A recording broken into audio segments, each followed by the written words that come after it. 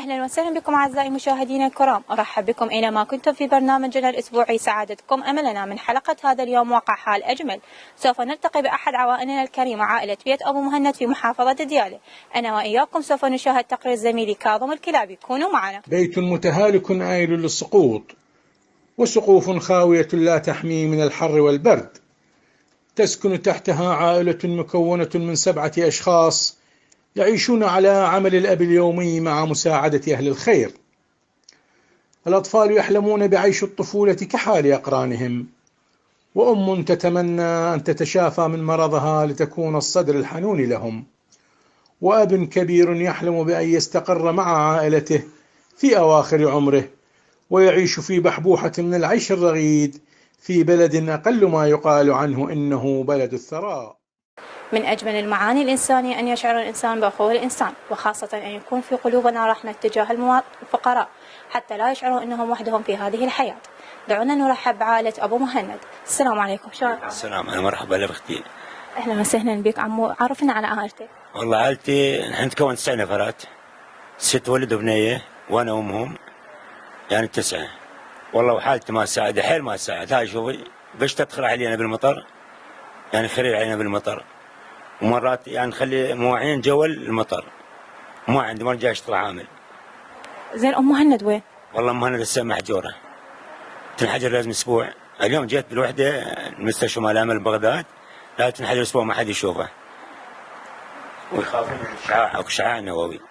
زين عمو، جهالك بالمدرسة لو لا؟ عندي بالمدرسة 5.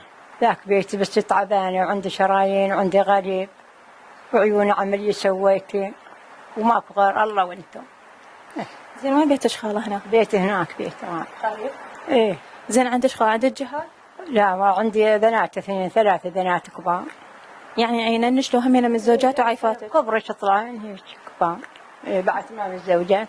زين من يصرف عليكم، من يعينكم؟ والله ينطوني راتب 125 ما يكفيني دواء. يعني خالة مقدم على الرعاية؟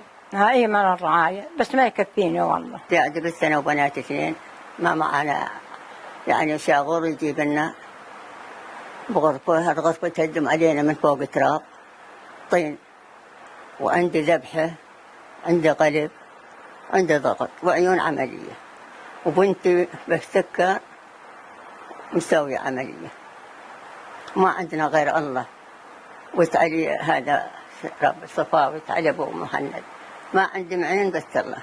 يعني هذا حكيكم انه ابو مهند اللي يعينكم، ابو مهند قايم بمصروفكم؟ ابو مهند قايم بمصروفكم؟ ما اسمع. ابو مهند قايم بمصروفكم؟ لا عين ما حد قايم هنا، بيتي واحد والله موجود. اي والله شو نسوي؟ لازم اطفال جهاز. والله شو نسوي؟ والله لا تخر نخلي مواعين من فوق طين. والله تبكين على حالي، والله العظيم لو تشوفين غرفتي قاعدة به تبكين على حالي. شنو سويته؟ يجينا حد يعني وين قاعده؟ هذا الصفا يدري. اسألي، أنا عندي تراب علي وأنا ما أشوفه عمياء، وودي أروح للطبيب ما عنده حق الله هذا. فاستدين أنا وبنت عمليات، قاعدات 2 ما متزوجات. انت شو فيها تبي تسوي عملية؟ ها؟ ايش فيها بنت تشتغلين نسوي لها عملية؟ عملية عيونها ما تشوف قامت. يعني مش نهائي. مي هسه لا هي تشوف، سوت عملية بعقوبة هسه أشوف تشوف، هسه أنا ما أشوف ولا أسمع، ولا عندنا شاغورة اللي يبنى علاق، وحق رسول الله كان عنده علاقة حجيب علاق ويا بلية. شو اسمك؟ نهاد. اي صف؟ 6. شلونك بالمدرسة، شاطر لا؟ زين. زين؟ ايه. زين لا زين؟ زين. شنو حلمك الصيف؟ دكتور. زين هالسنة وزار شلون هالأسئلة، صعب وسهل، امتحنوكم لو لا؟ لا بعد ما نمتحني، ليش عجب؟ بعد هذا الشهر نمتحن الشهر الأول. تمام، سلموكم كتب لو بعدهم؟ لا سلمونا. يعني أنت الكبير؟ لا أنا الوسطاني. الوسطاني؟ ايه. تمام، خشوف وقتك ثاني. هسه حاليا نتعرف على ولد ثاني، شنو اسمك؟ حاتم. أي صف؟ الرابع. رابع ابتدائي؟ ايه. شنو حلمك الصيف؟ ضابط. أكيد تصير ضابط؟ أكيد. أكيد؟ أكيد. شاطر لو مش شاطر؟ لا شاطر. شاطر؟ شاطر. تمام، شنو اسمك؟ عماد. شو اسمك؟ عماد. أي صف؟ صف رابع. رابع؟ ايه. جدد؟ ايه. شنو حلمك تريد تصير بالمستقبل؟ طيار. طيار؟ يعني إن شاء الله إذا أجي ألقاك طيار؟ أكيد؟ أكيد. وأنت؟ حياة. يا صف؟ 6. سادس. شنو حلمك تريد تصير؟ إعلامي. اعلامي؟ يعني تصير مثلنا؟ ان شاء الله تجي تشتغل ويانا. إن شاء الله. زين انت الكبير؟ لا أنا أصغر منه. اصغر منه؟ شو اثنيناتكم بنفس الصف؟ ها مو هو أجلوه. اثنيناتكم اجلوكم؟ لا بس هو. بس هو وانت إيه لحقته. إيه. تمام. زين وانتم؟ هذا عمر السقط أنا اللي حقت فيه. ها يعني انتم اثنيناتكم واحد بتالي الثاني. تمام. زين وانت؟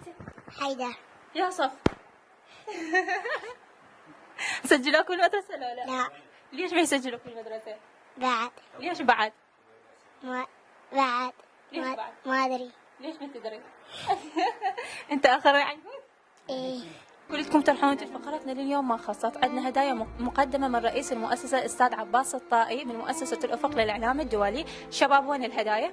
تفضلوا عمو خلينا نشوف الهدايا. شباب تفتحون الهدايا تمام؟ شو تتوقعون أول هدية من راح يفتحها؟ أخوي. من هو أنت تفتحها؟ إيه. يلا افتح. شنو تتوقع تكون هاي الهدية؟ براد؟ هنفتحها نشوفها براد لا لا. شو تتوقع هاي الهدية عمو؟ ما تدري؟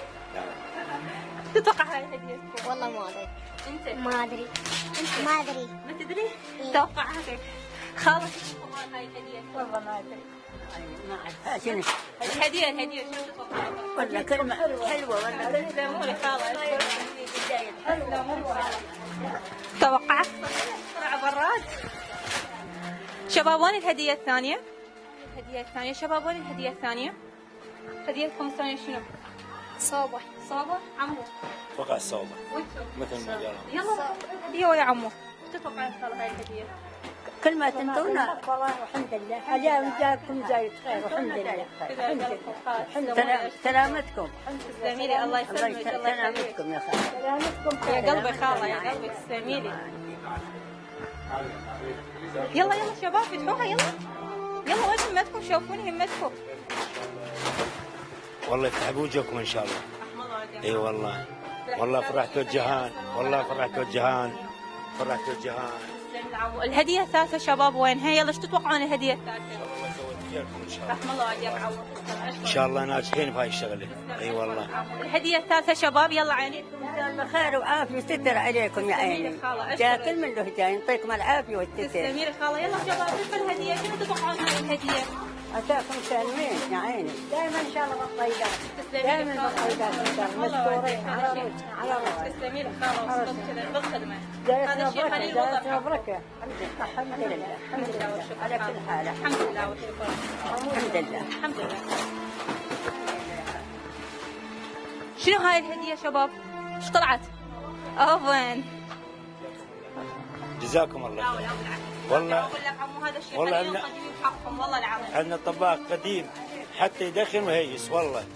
والله العظيم. ان شاء الله هذا زين. الشيء يفرحكم. ان شاء الله ان شاء الله. الهدية الرابعة شباب وينها؟ يلا شباب همتكم فتح الهدايا توقعوا شنو هاي الهدية؟ الهدية الرابعة شباب وينها؟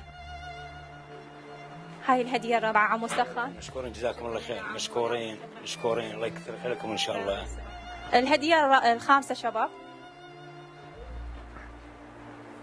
أمو هاي بطانيات إن شاء الله تفيدكم. لأن مشكورين. إجاكم الشتاء تعرف والله الدنيا جانا الشتاء. باردة. اي والله جانا الشتاء والهجهال يكون هذه البطانيه واحد ما يتغطى البطانية الصوت. يتغطون فيها هاي السوية. الحيدر هاي الحدوري. تمام عمو هنا مشكورين. فقرتنا ما خلصت لهنا. بعد عندنا فقرة ثانية مقدمة من رئيس المؤسسة أستاذ عباس الطائي هي القرآن الكريم. شباب وين القرآن؟ مشكورين مشكورين.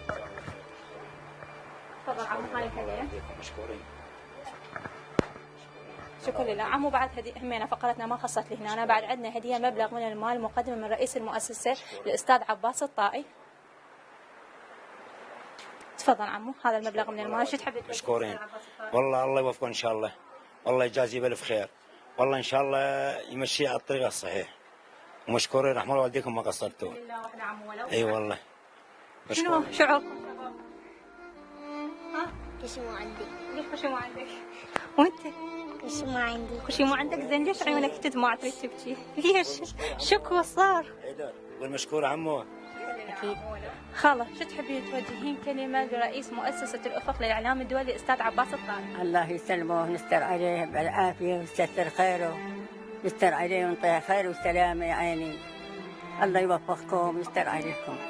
يوفقكم يا عيني ومشكورين يا ابوي انتم. لا واحدة ولا برخد نحاول نجيبهم على عيونهم. شو توجه الخالة؟